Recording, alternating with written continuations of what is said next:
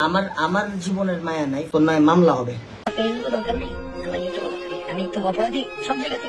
বাংলাদেশের number 1 blogger আসলে কি সেই ইউটিউবার ছিল নাকি কোনো মাফিয়ার দালাল ছিল যে চারটে সরকারে নিজের ক্যারিয়ারই নষ্ট করে দিল শেষমেশ?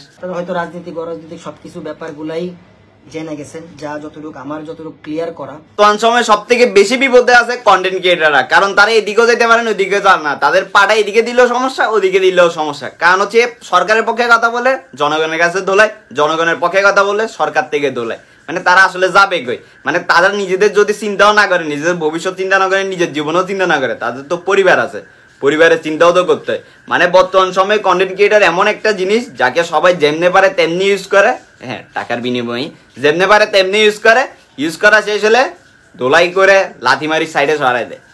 ফোন দিয়ে বললো তুই পোস্ট ডিলিট কর, তোর নয় মামলা হবে।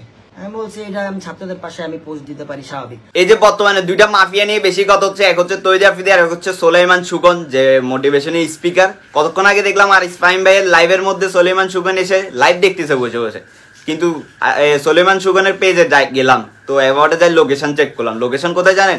United state. মানে বুঝেন দেশে নাই আর ফু করে গেছে গা।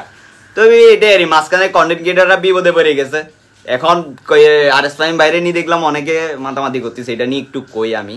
ভাই স্বাভাবিক, একটা কন্টেন্ট ক্রিয়েটার এদিকেও যাইতে পারেন ওদিকেও যাইতে পারেন না।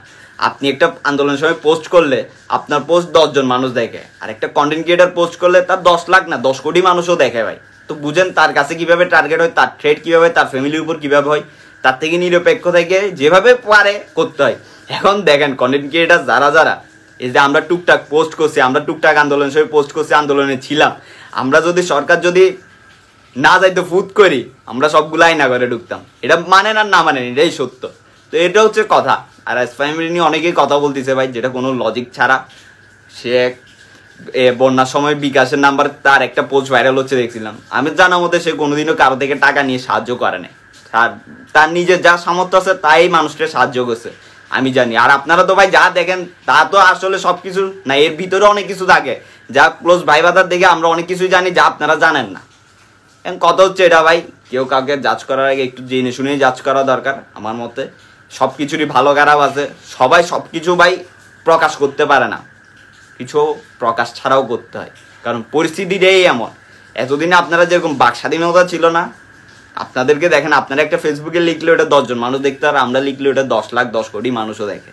তো সমস্যাটা কোথায়? আমাদের উপরই বিপদ আসে। মানে আমরা এমন একটা মাঝে বিপদের মধ্যে আছি, ওদিকেও যেতে পারি না এদিকেও যেতে পারি না ভাই, যেদিকে যাই আমরাই মারাটা খাই।